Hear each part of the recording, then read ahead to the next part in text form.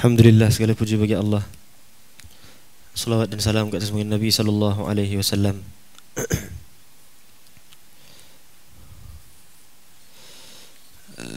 Malam ini kita masih lagi dalam malam bulan Rajab dan masih lagi dalam bulan haram. Masih lagi dalam bulan haram bermakna amalan baik digandakan. Itu juga amalan haram-haram juga digandakan. Maka yang beristighfar akan digandakan pengampunannya. Oleh itu jangan menggandakan lagi dosanya, supaya diampunkan dosa-dosa yang di luar Rajab dan yang di dalam Rajab. Setiap malam dalam bulan Rajab akan ada beberapa hamba Allah Ta'ala yang dipilih untuk dibebaskan daripada api neraka. Dan setiap hari Allah Subhanahu Wa Ta'ala tu setiap hari ada 360 nazrah, 360 pandangan daripada Allah Ta'ala pada hamba-hambanya di atas muka bumi pada setiap hari. Barang siapa yang mendapat satu sahaja nazrah Allah di atas muka bumi ini dapat satu dan sekali sahaja, nescaya dengan satu nazrah tersebut dia akan mendapat kerahmatan yang lengkap daripada Allah Subhanahu Wa Ta'ala.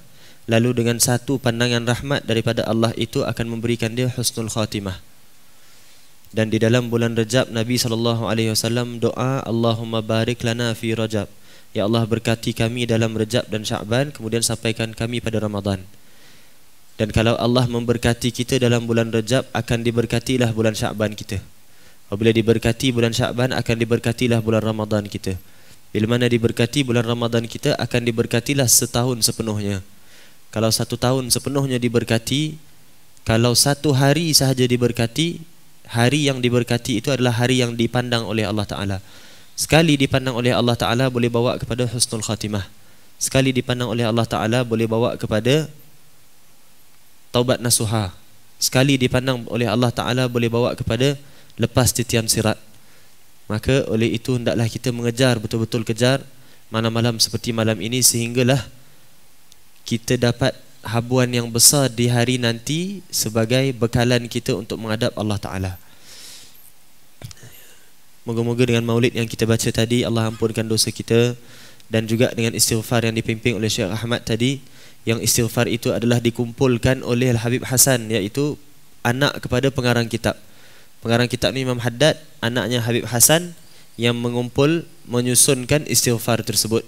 Maka kita mohon dengan berkat maulid, dengan berkat istighfar yang dipimpin oleh Syekh Ahmad tadi, yang dikarang oleh Imam Hasan bin Abdullah Al-Haddad, moga-moga Allah ampunkan dosa kita.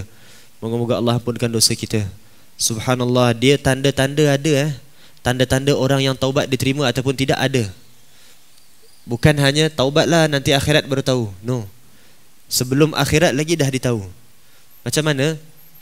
Taubat kalau diterima, kecenderungan buat taat makin kuat. Lagi banyak amal ibadat yang istiqamah. Lagi banyak maksiat yang luntur, yang bercerai daripada kita.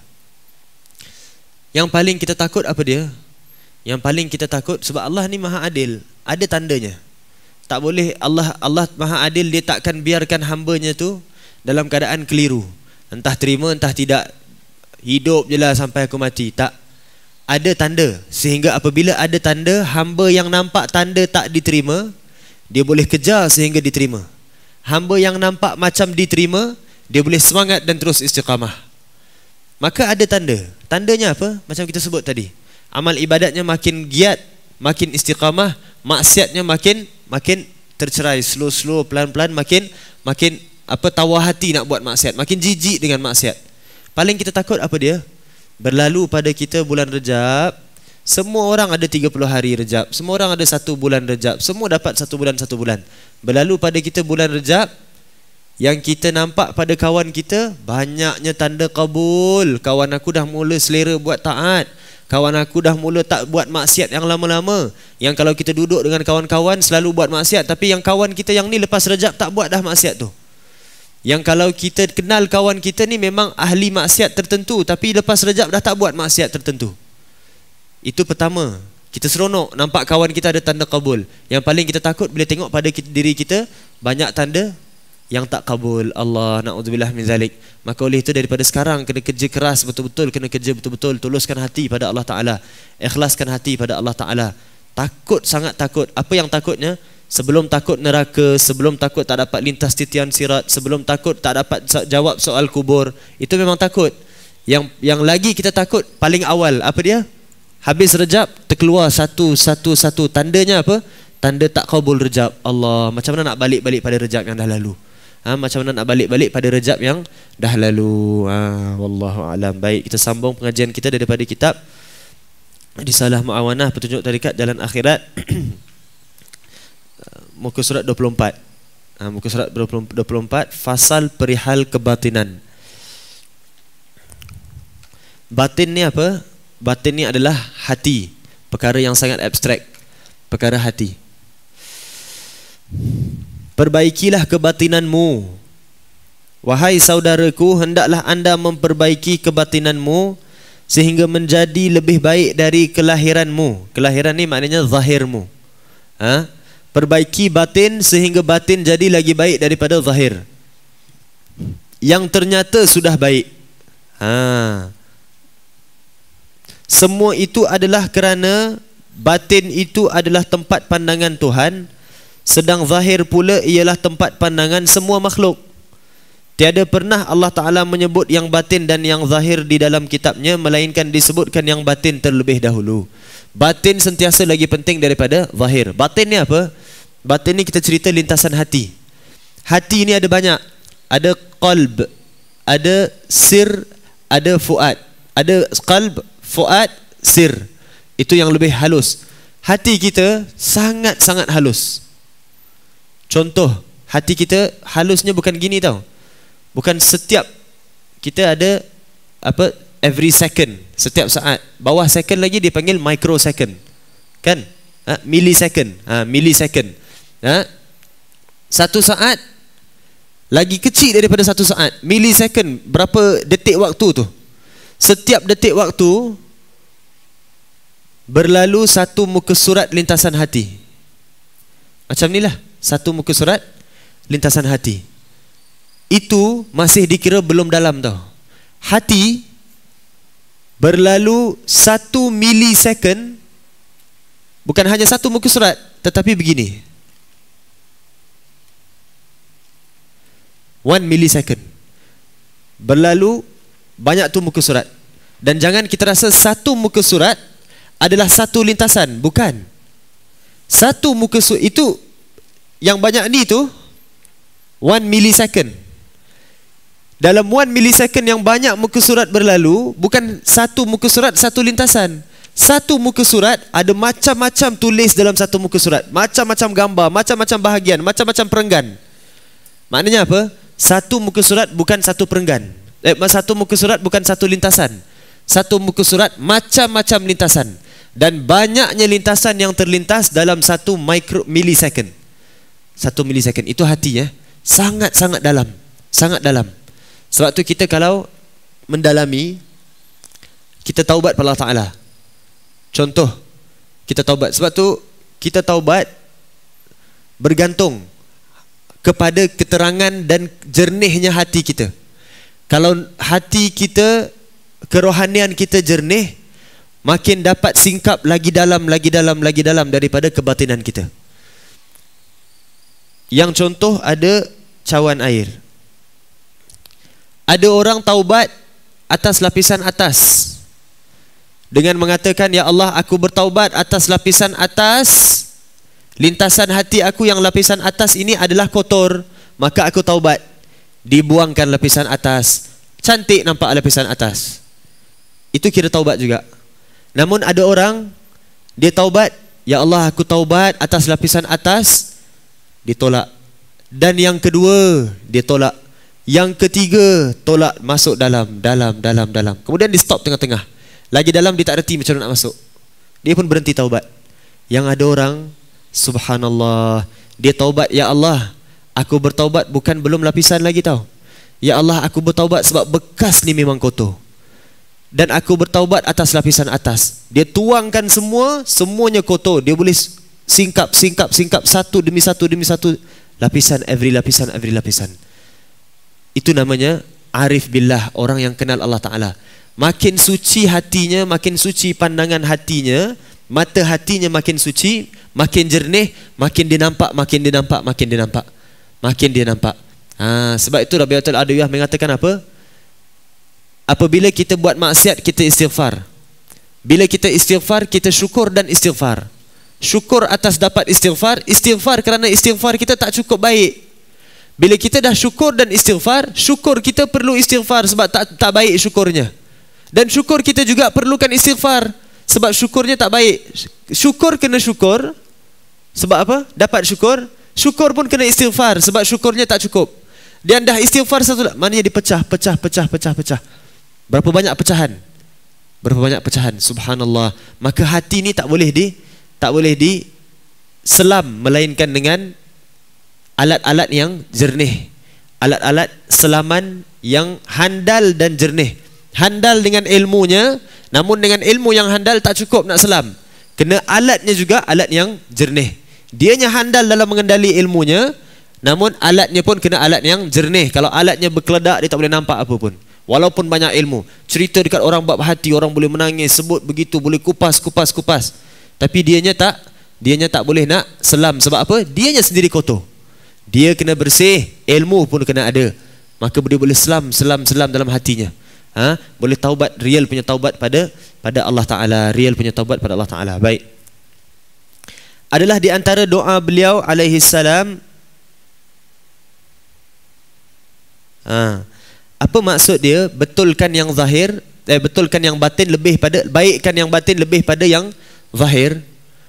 Maknanya zahir tak payah cerita. Zahir memang confirm kena baik. Bukan maknanya alamak, batin aku ni tak berapa baik tau. Aku tahu batin aku ni ahli maksiat. Habis, takkan aku nak hadir maulid. Maulid ni ahli taat. Aku hadir maulid ni macam konon-konon. Aku pakai baju macam orang baik, macam konon-konon aja. Tak. Cerita zahir, tak ada cerita. Mesti kena baik. Batin, baru boleh dicerita apabila zahir dah selesai. Mana lagi mudah? Batin atau zahir? Zahir lagi mudah. Kan? Zahir kotor kita boleh cuci terus tau. Hukum fiqh senang aja. Tapi tasawuf kalau kotor, dah confirm bersih ke belum? Tak tahu kan? Dah confirm diampunkan ke belum? Tanda-tandanya ada tapi confirm tak ada. Sampai syurga baru tahu. Jadi batin lagi susah daripada zahir. Kalau zahir pun kotor, jangan cerita batin. Batin jauh lagi kotor. Sebab tu zahir kena clear dulu. Zahir kena confirm bersih dulu. Zahirnya pakai ikut sunnah, masuk tandasnya ikut sunnah, keluar tandas ikut sunnah, baca doa, itu semua zahir. Dengan ratibnya, dengan witirnya, dengan duhanya, dengan tunduk pandangan depan perkara-perkara yang haram, dengan jaga pandangannya, dengan tak tatap wajah orang-orang yang bukan-bukan, dengan sayang orang Islamnya, dengan sedekah, dengan wakafnya, semua. Itu semua zahir. Zahir kena clear. Dan zahir bukan maksud kita pakaian aja. Semua zahir. Termasuk apa? Pengurusan waktu kita. Nanti dia akan sebut pengurusan waktu. Bangun sebelum subuhnya pukul berapa? Apa nak dibuatkan? Apa tertibnya? Apa amalannya? Jemaahnya macam mana? Semua, everything prioritize. Itu semua zahir. Zahir kena clear. Baru boleh cerita bab batin.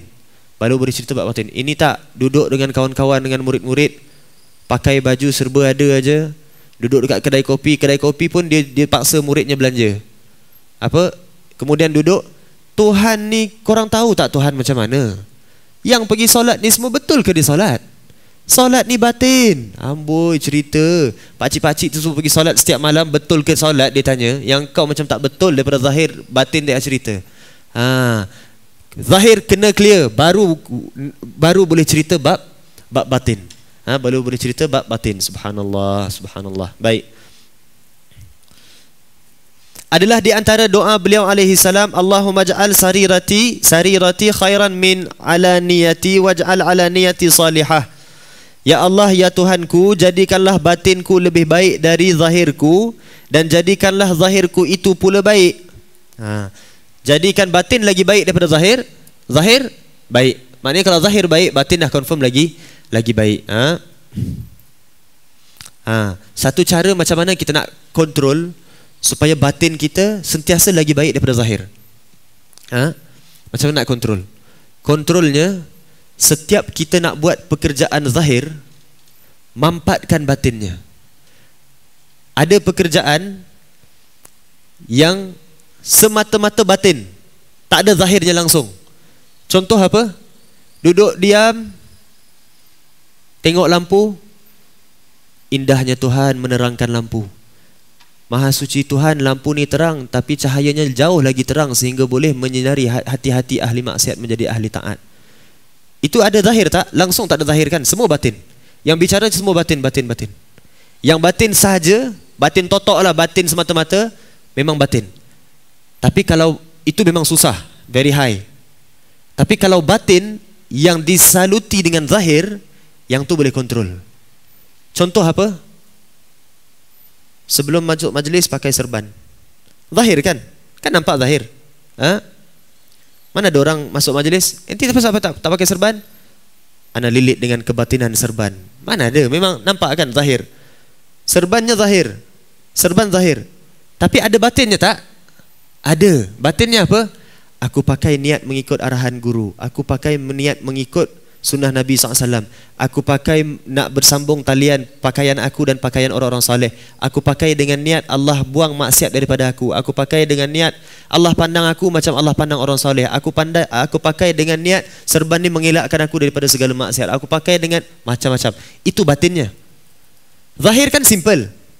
Tapi bila zahir dimampatkan, jadi tak batin lebih baik daripada zahir? Jadi. Maka itu adalah batin yang boleh kontrol. Kalau batin yang tadi kita sebut semata-mata batin, zahirnya langsung tak ada, semata-mata batin, itu dah lain. Itu dah very high. Very high. Train yang low punya. Low macam level kita ni nak train macam mana? Setiap pekerjaan zahir kita, hatta pakai ridak, hatta minum kopi sekalipun. Minum kopi, apa batinnya? Pula ada lalat dalam kopi. Tenggelamkan. Mahirlah fiqah Zainal. Apa? Kita minum kopi. Minum kopi, apa batinnya? Ya Allah, aku minum kopi dengan niat menjadi asbab untuk aku mengucapkan syukur Alhamdulillah pada Engkau. Ya Allah, aku minum kopi dengan niat supaya aku mengikut para ulama yang gemar minum kopi.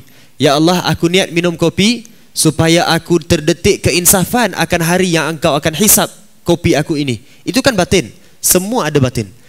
Bila nak minum kopi aja, zahirnya apa? Kita angkat, minum. Betul? Tapi batinnya banyak. Jadilah batin kita lagi baik daripada zahir. Masuk dalam ni. Kalau yang simple macam tu kita dah mula train, nanti semula jadi tau. Batin kita dah mula kerja. Contoh macam kereta, lama tak kerja. Dalamnya mula karat kan? Dalam mula karat. Tapi luarnya cuci luar. Luar orang nampak cantik. Boleh gerak tak? Tak boleh gerak. Bila kita mula nak gerak, dia kasar sikit awal-awal tu. Kasar sikit. Macam kita lah. Luar cantik, zahir cantik aja. Minum kopi kalau tak mahal-mahal tak nak. Cawan pun tengok cawan ada lentik pula tengah-tengah sampai ke bawah tu, lain macam cawannya. Semua zahir cantik, batinnya kosong. Bila nak mula gerak batin, kasar sikit. Tapi boleh gerak. Gerak tu dikasar sikit. Lama-lama bila dah kasar, kita overcome kasar, batin kita gerak dengan sendirinya. Walaupun kereta tu dah laju, tak pergi kawas berapa lama sekalipun, luarnya dah teruk, tapi laju lagi tak? Tetap laju. Yang ada kereta luarnya tak cantik mana pun. Kereta murah-murah aja, tapi geraknya laju. Sebab apa? Dah biasa gerak laju. Yang ada kereta luarnya cantik tapi tak boleh gerak sebab dalamnya rosak. Gerak dulu, nanti kasar. Namun nanti bila dah biasa bergerak, terus. Terus baik.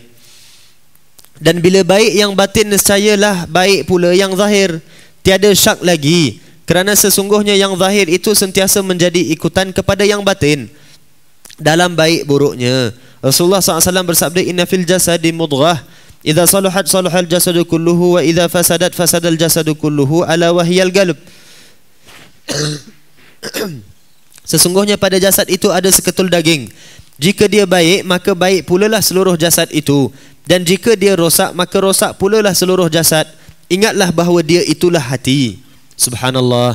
Hadis ini hadis kunci bagi segala ilmu tasawuf.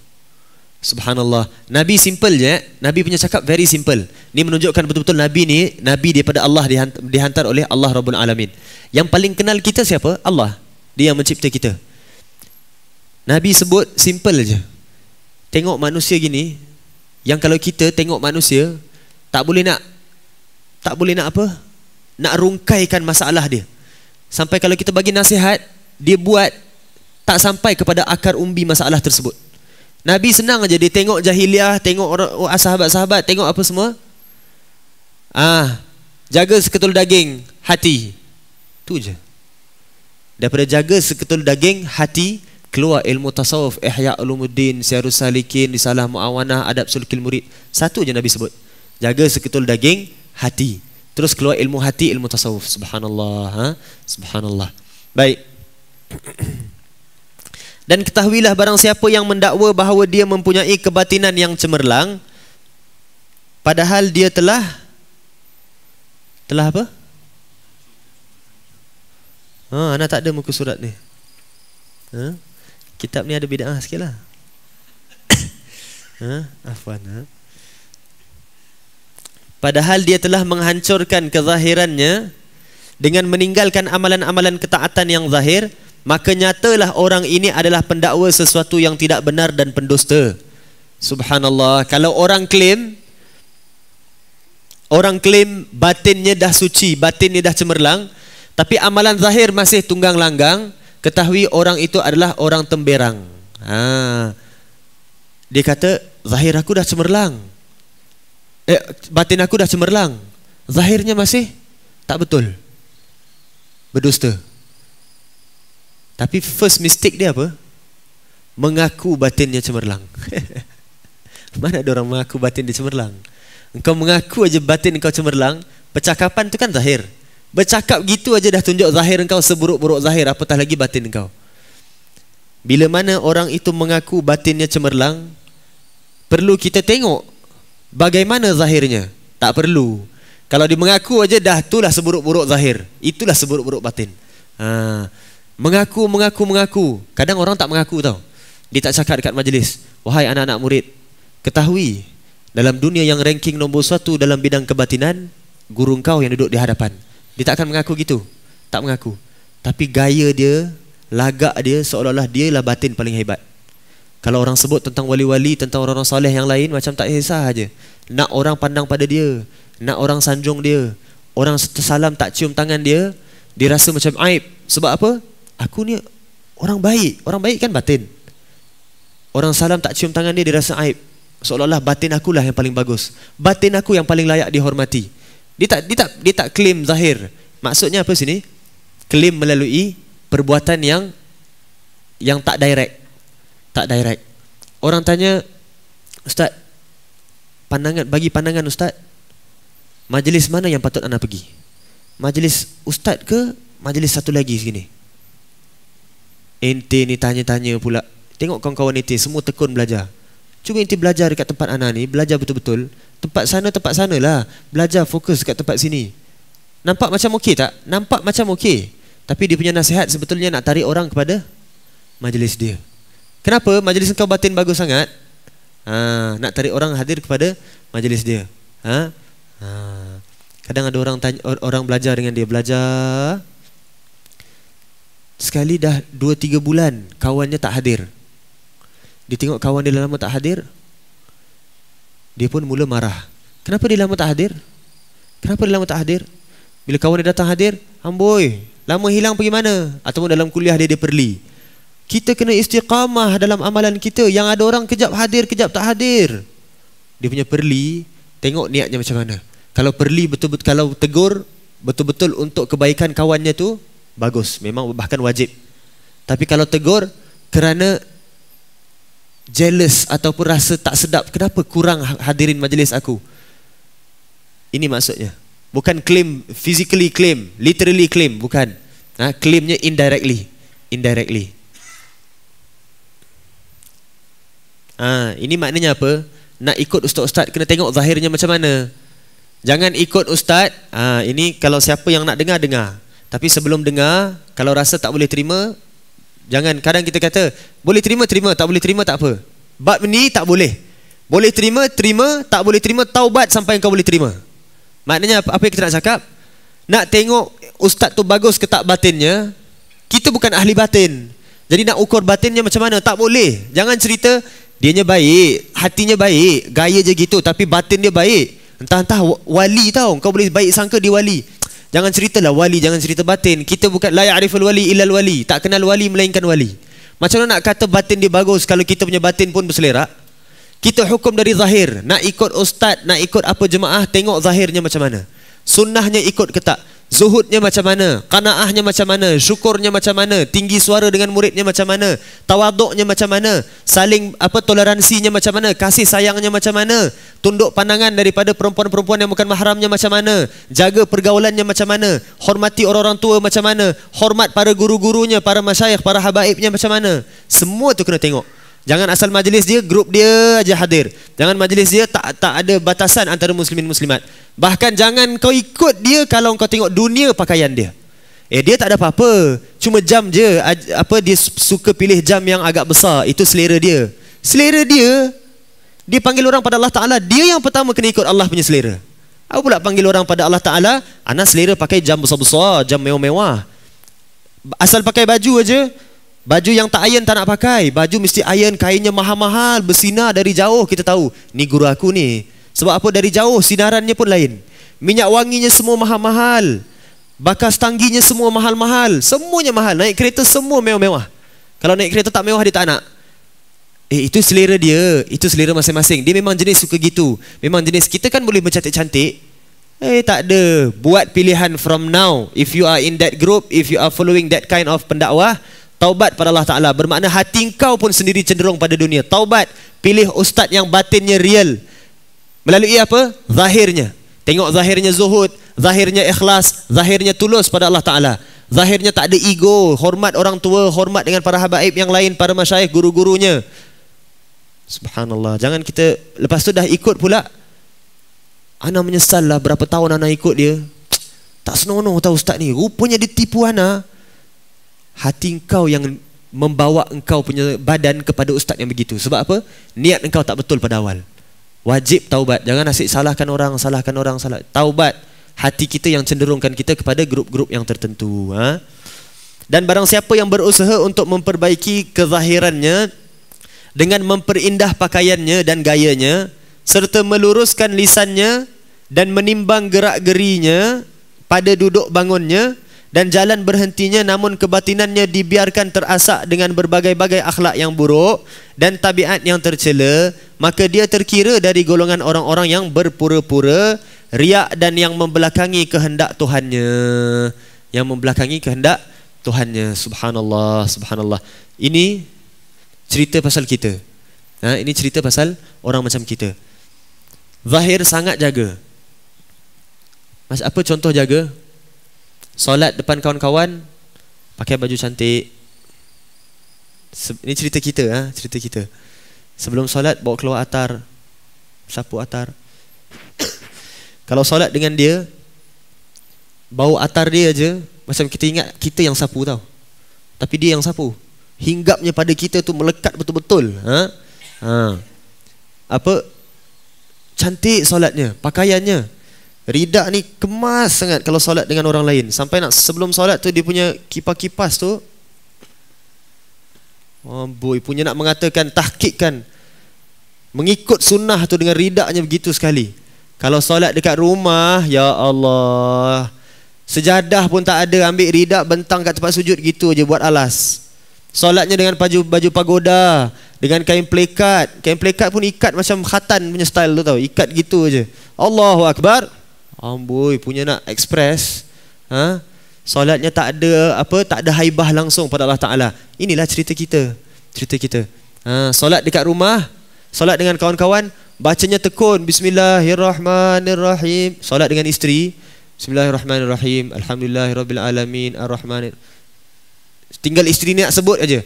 Bang, tak ikhlas tu janganlah tunjuk-tunjuk sangat. Kan? Nasabih isterinya tak sebut aja.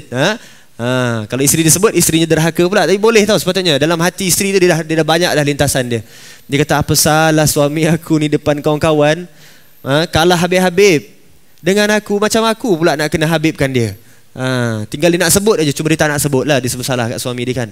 Tak ikhlas. Ini cerita kita. Pakaian zahir jaga. Hatta apa?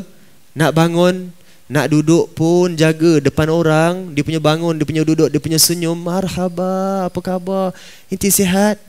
Kadang tercakap bahasa Arab pula, bikhair, kaifa halukum, punya dah ikut abik-abik punya style. Dekat rumah dengan bini dia masuk, bang, yang kopi yang, abang tunggu berapa lama dah ni? Allah, isterinya baru balik rumah, sambutlah, sambut. Biar zahirnya real, baru batinnya boleh real. Subhanallah, Imam Haddad ni kupas dalam baru baca tahu, tak habis pun lagi. Baru baca berapa few line, Imam Haddad dah sebut apa? Pastikan batin lagi bagus daripada zahir. Nak pastikan zahir bagus macam mana? Zahir pun ada few peringkat. Zahir dalam rumah dengan isteri, dengan anak.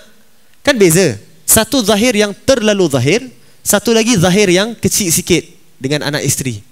Subhanallah. Kalau zahir pun real, batin akan bergerak kepada ke arah real. Ni zahir tak real, tapi malam bangun nak taubat, apa niat macam-macam niat, tapi zahirnya sendiri belum real. Tak boleh real batinnya. Zahirnya kena real dulu. Zahirnya kena real. Depan orang zahir begini, dalam rumah pun zahir begitu. Depan orang zahirnya senyum, gembira, lembut, dalam rumah pun senyum, gembira, lembut. Dengan kawan-kawan banyak baik sangka, dengan kawan-kawan banyak close one eye, kawan buat silap pun dilepaskan. Dengan isteri, dengan anak-anak pun sama begitu juga. Pun sama. Zahirnya tak real, batin confirm tak real. Kalau zahirnya dah real, batin akan move towards being real. Akan ke arah real. Subhanallah, Imam Haddad punya kupas. Baik. Selalu perhatikan keaiban diri.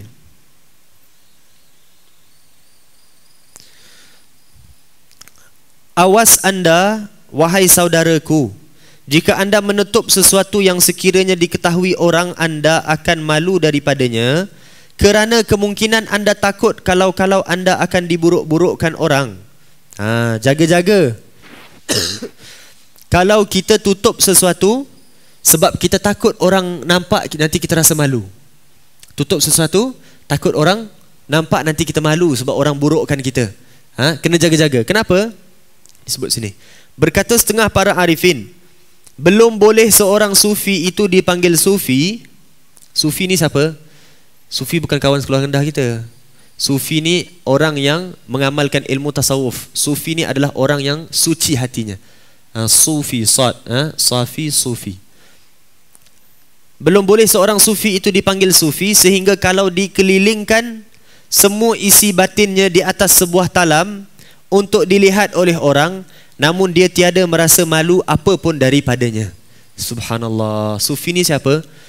Orang yang kalau dituangkan isi hatinya di atas satu dulang, orang nampak, dia tak rasa malu pun. Sebab apa? Memang dia sentiasa cuba nak baikkan batin daripada zahir. Satu lagi, kenapa dia tak malu? Sebab kalau dituangkan, orang kata, buruknya batin engkau. Dia kata apa? Memang aku tahu aku buruk.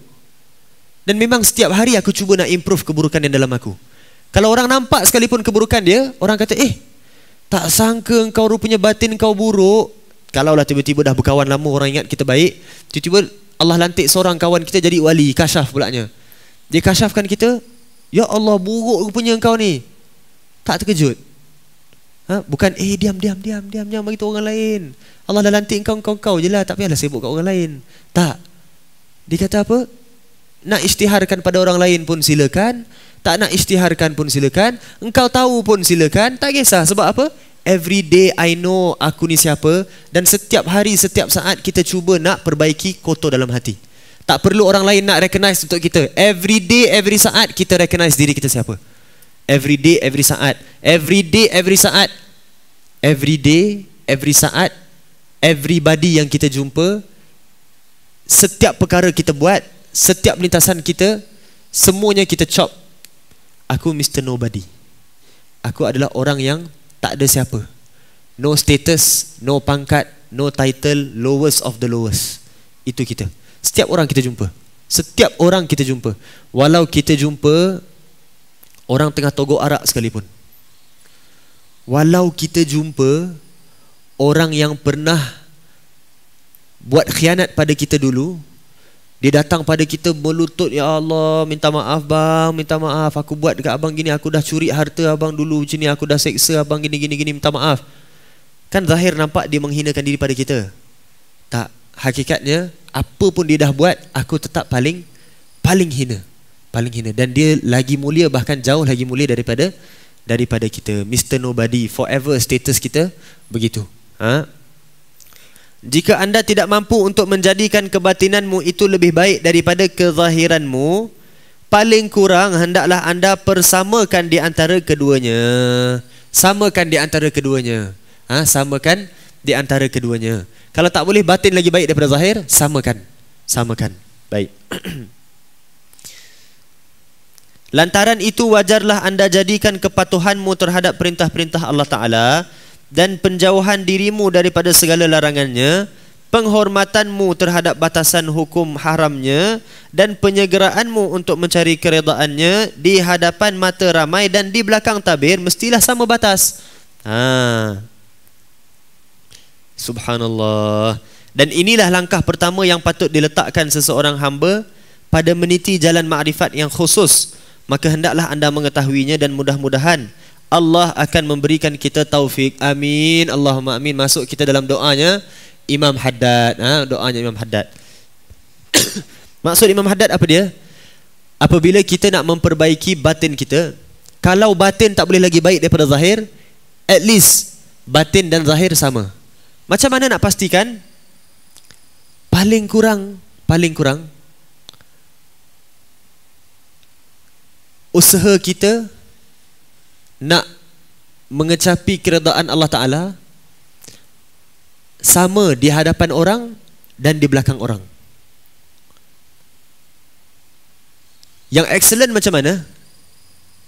Yang excellent depan orang pun begitu nak cari redha Allah, begitu juga nak hindar daripada perkara haram. Di belakang orang pun begitu juga, same level. Itu excellent. Namun yang outstanding macam mana? Depan orang beria-ria nak cari redha Allah, depan orang beria-ria nak cegah daripada nak jauh daripada perkara yang diharamkan oleh Allah. Di belakang orang jauh lagi beria-ria, jauh lagi bersungguh-sungguh. Di hadapan orang pun dah sangat bersungguh, di belakang orang jauh lagi bersungguh. Itu yang outstanding. Yang tak berguna macam mana? Yang tak berguna kita tahulah macam mana. Tapi antara yang tak berguna, yang halus, macam berguna tapi sebenarnya tak berguna. Di hadapan orang kurang usaha nak cari redha Allah. Di belakang orang tak usaha langsung. Contoh macam mana? Orang habis solat, kita kan ba'diyah isyak dan witir, sunatnya buat dekat rumah, dekat bilik sendiri-sendiri. Sendiri-sendiri bukan maknanya anak kecil ada, isteri ada, tak boleh, anak kena betul-betul sendiri. Tak, bukanlah. Sendiri maknanya dengan keluarga kita, siapa yang rapat dalam rumah kita. Atau kita tengok habib-habib kita ni semua habis solat isyak, dia tak solat ba'diyah. Bukan dia tak amalkan sunnah. Buat sendiri. Habis solat isyak depan orang ramai. Ini syaitan selalu mainkan gini ya. Habis solat isyak dia tak solat ba'diyah. Dia tengok aku ni kalau solat ba'diyah ni depan orang ramai ni. Depan orang ramai, jadi kalau aku solat sekarang boleh tak ikhlas. Ataupun kalau aku solat sekarang zahir aku dah lebih daripada batin. Habis dia buat apa? Dia tak solat. Baguslah. Dia tengah tunggu nanti sendiri baru nak betul-betul all out. Dia tak solat, balik rumah pun tak solat. Ini maksud kita. Dia pilih, awal-awal dia pilih, aku nak zahir lebih ke batin lebih? Okeylah, aku kurangkan zahir, tak solat. Patut balik rumah engkau naikkanlah batin. Balik rumah pun tak naik, turun juga. Dua-dua turun. Sepatutnya macam mana? Zahir depan orang, zahirnya pun mantap, zahirnya pun kukuh. Di belakang orang lagi naik batinnya. Syaitan selalu main gitu Depan orang terlintas nak zikir, terlintas nak baca Quran. Syaitan kata tak payahlah, orang tengah tengok nanti kau riak pula. Imam Haddad kata apa, zahir kena jaga, batin yang kena lebih. Okeylah, sekarang tak payah baca lagi. Layan kawan, layan kawan-kawan apa semua layan. Balik rumah tidur. Mengantuklah pula aku, malaslah aku ba'diyah apa witir apa semua baca Quran, aku tidur. Pulaknya aku tak buat tadi bukan sebab apa, aku layan kawan-kawan, layan tetamu. Itu dah ditipu oleh syaitan. Sepatutnya macam mana? Adakah dengan kawan-kawan ada, depan zahir ada, terus buka Quran? Afwan sekarang time jadual nak baca Quran. Buka baca Quran. Auzubillahi minasyaitan. Tak boleh juga gitu kan? Habis nak buat macam mana? Sepatutnya depan kawan-kawan, depan orang lain, jangan terlalu batinnya sampai boleh buat dia riak. Namun zahirnya boleh buat dia riak, namun batinnya tak boleh tinggal. Maknanya apa? Depan kawan-kawan tak menzahirkan banyak, rahsiakan amalan kita dengan Allah Ta'ala. Bila balik, buatlah rahsia tu. Balik baca Quran, top up apa yang kita miss, buat ba'diyah, buat apa qada balik qabliyah, buat witir, buat duha dalam kesendirian kita. Dalam persendirian kita. Wallahu a'lam. Boleh faham Boleh faham. Wallahu a'lam. Moga-moga Allah berikan kita kefahaman, dan juga seperti mana Imam Haddad doakan, Allah berikan kita taufik dan hidayat untuk kita jadi betul-betul hamba pada Allah dan bukanlah hamba pada selain daripada Allah Ta'ala. Kita minta Syekh Ahmad untuk bacakan doa maulid.